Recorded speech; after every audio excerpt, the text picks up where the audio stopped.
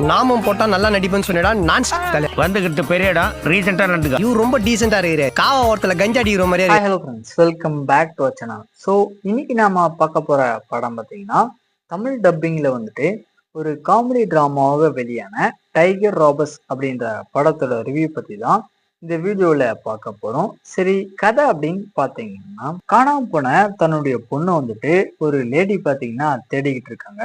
இன்னொரு பக்கம் நம்ம படத்தோட ஹீரோ, அதுக்கப்புறம் அவரோட டீம், இவங்க எல்லாருமே பார்த்தீங்கன்னா மிருகங்களை வந்துட்டு ரெஸ்கியூ பண்ணி அதை வளர்க்குற வேலையை பார்த்தீங்கன்னா செஞ்சுக்கிட்டு இருக்காங்க. ஸோ அந்த லேடி பார்த்தீங்கன்னா நம்ம ஹீரோவுடைய டீம் கிட்ட ஹெல்ப் கேட்டு வரும்போது அதுக்கு அவங்க பார்த்தீங்கன்னா உங்களுடைய பொண்ணு காணாம போனா அதுக்கு நாங்க என்ன பண்ண முடியும் அப்படின்ற மாதிரி கேட்குறாங்க.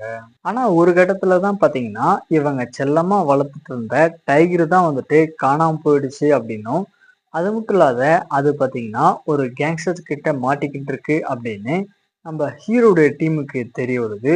ஸோ இதுக்கப்புறம் நடக்கக்கூடிய சம்பவங்கள்லாம் என்ன அப்படின்றது தான் இந்த படத்தோட கதையா பார்த்தீங்கன்னா இருக்கு. ஷார்ட் அண்ட் ஸ்வீட்டா சொல்லணும் அப்படின்னா இந்த படத்தோட ஸ்டோரி பார்த்தீங்கன்னா கொஞ்சம் கேட்கறதுக்கு இன்ட்ரெஸ்டிங்கா இருந்தாலுமே அதை ஆன் ஸ்கிரீன்ல பார்த்தீங்கன்னா அந்த அளவுக்கு ப்ரெசென்ட் பண்ணல. தென் படத்துல அந்த புலியோட விஎஃப்எக்ஸ் ஒர்க் எல்லாமே பார்த்தீங்கன்னா ரொம்பவே மோசமா பண்ணியிருக்காங்க.